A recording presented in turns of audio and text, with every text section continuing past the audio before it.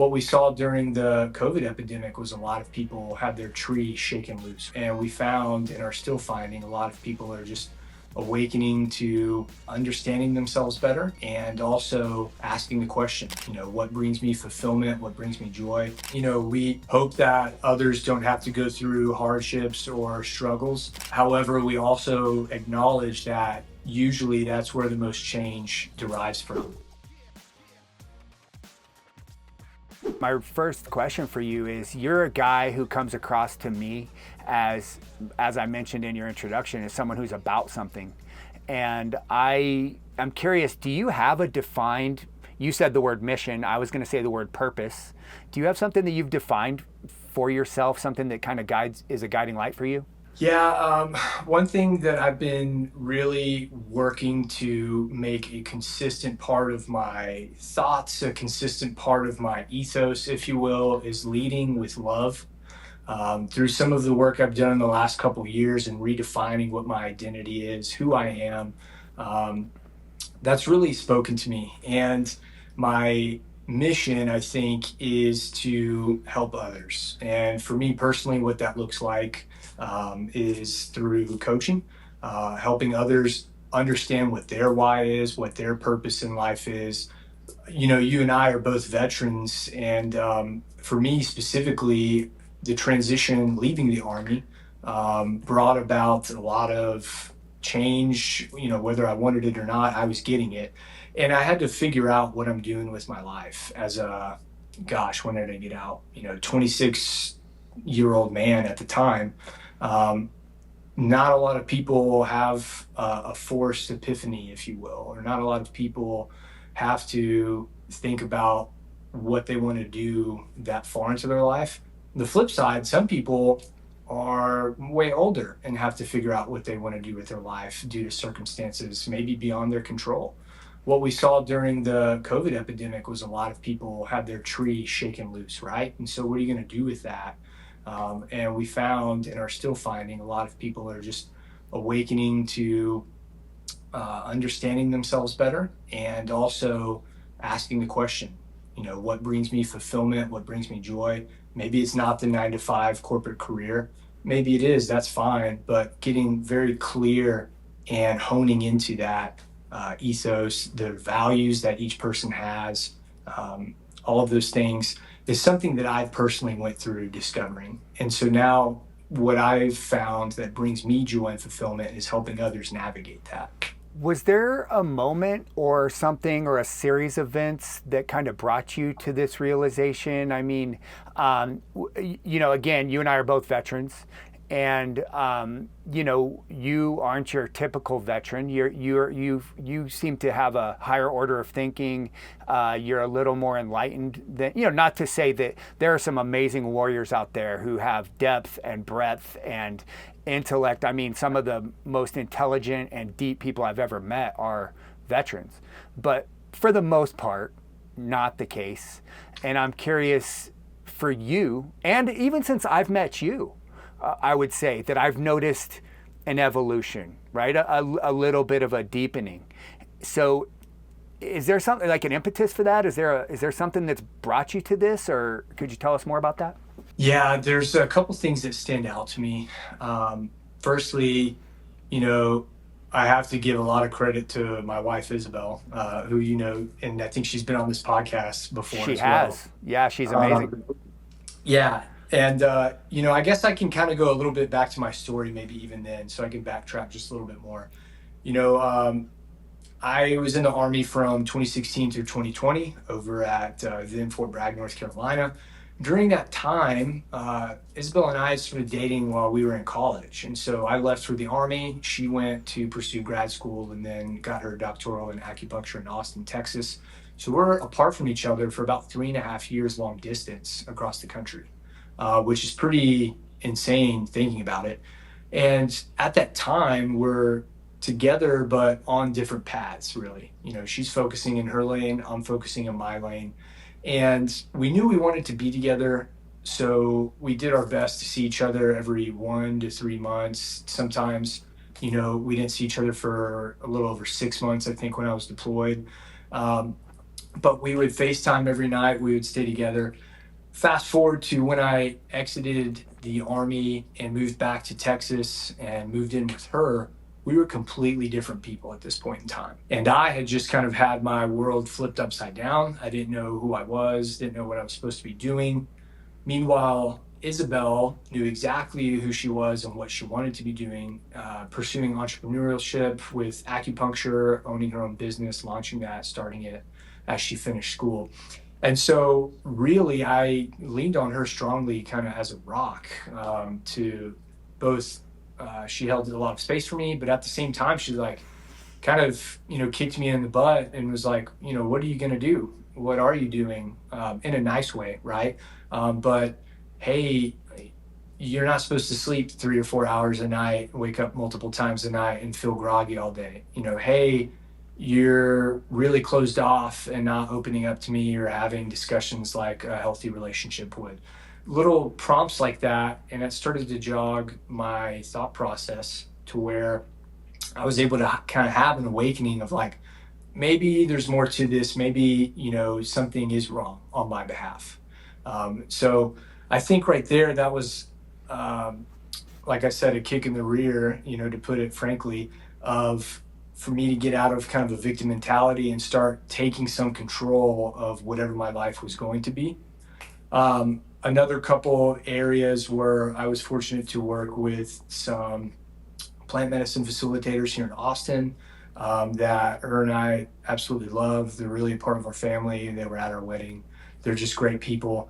I was also fortunate to start meeting other folks, like yourself included, who have been a military vet, but for you, you have this other civilian life, owning a gym and businesses, and being active in that sense. I was able to meet other veterans as part of my transition and worked with that nonprofit that I volunteer with, Patrol Base Abate. And so I really just started to like lean into that. And it took me a couple years before I found some coaching training that Isabel had already gone through. And she eventually had me go through it as well. And while I was searching for meaning or purpose or rediscovering my identity over a couple years, going through this training honed me into exactly what I wanted to do within like a few days. And I just sat there and took a step back and really witnessed that. And it just clicked. And I knew exactly what I'm supposed to be doing. And that's, helping others figure out in a few days, in a few hours, um, getting clear on what they want out of life, what their values are, at the same time, getting rid of any previous negative emotions or unwarranted emotions so that they can proceed forward with a clean slate. Um, that was kind of a lot. Yeah, no, it's awesome because it's such a there's so many things that you just said that resonate with me. One of them, as you were speaking, reminded me of some of the times in my life that I might look back on as some of the most difficult times, but the ones which I'm very grateful for now. And I tell people all the time, being, I'll say, quote unquote, lost is sometimes one of the best things that can happen. You're feeling around in the dark to try to just find something, anything that's an anchor. It really humbles you to, like you said, lean on your relationships and the people in your life. And one of the things that I want to be about in my life is meaningful community, meaningful relationships. And you seem to have, obviously with your partner, but also with other organizations that you became a part of, the nonprofit that you work with, and your coaching community, and like you said, the family that you created through your plant medicine providers, and now it's bringing you into the light, right? It's bringing you into that purpose, and so sometimes you needed that time, right? Yeah, 100%. And I like what you pulled out of the aspect of community and how huge that is. And for me, that's an ongoing process. It's not easy to necessarily depart from old friendships or old people that may no longer serve you. And sometimes it's quite hard depending on, how connected or how much time you spent with others. But And other times you don't necessarily need to make hard breaks from other relationships either, right? But on the positive end, looking toward motivation, we can find new communities, find new people with the same values, the same goals and desires out of life that we're looking for. And I've really done my best to work towards that, and I'm still working towards that today. We moved out to Bastrop a little over a year and a half ago. And so it's still, quite frankly, a new community. More and more people are moving out here every single month, it seems like. And so we're finding new people who like to exercise or like to um, be social, do things together, have pets, whatever else in common, right? Um, some of the other communities that I've worked towards, like you said, the plant medicine group, the nonprofit veteran group that I volunteer with, those were really helpful for me during my transition because those people have had a lot of similar shared experiences, similar to mine, and also different experiences that I can kind of learn from, maybe without necessarily going through the same experience myself. So, Yeah, that's huge. I mean, I think that's a part of it. For me also, right? I've gone through many transitions and pivots in my life, and some amazing things that I would encourage people to do. But there's some things I would not encourage people to have to live through. And if I can help anyone to and that's really what this show is about. And any coaching that I do is really, can I help you to fast forward, right? And I think that's one of the things I heard you say too. At a young stage in your life, a lot of people get to their late 30s, 40s, maybe 50s, and it's the proverbial midlife crisis. They realize that they spent many, many, many years on a path that did not serve them, with people who did not serve them, doing a job or career, spending a lot of their time in ways that were unfulfilling. And they kind of crash and burn, and then they come out like the phoenix into some other new phase of their life. But fast forwarding that is better for everybody, right? Like, you getting help to get ahead of that in your 20s or 30s is better. And it sounds like that's something that you're trying to do for people. yeah, 100%. I firmly believe that, time is finite, right? And you and I know a lot of people who have their time cut short. Yep. And, I hope and pray that whenever my time comes, that I don't have to look back and wished I would have done something differently or wished I would have taken advantage of other opportunities that presented themselves. On the flip side, I look back and I'm thankful for every single thing that I went through because it made me who I am today. And I'm really grateful for all of those experiences. So I think you hit the nail on the head. We hope that others don't have to go through hardships or struggles. However, we also acknowledge that usually that's where the most change derives from, right? And is those pressures, those struggles, those hardships. Yeah, a big part of why do I own a gym, and why is fitness and strength and conditioning such an important factor for me? It has nothing to do with what I look like or what other people look like or how much weight they can lift or how fast they can run or anything like that. It is the experience of hardship.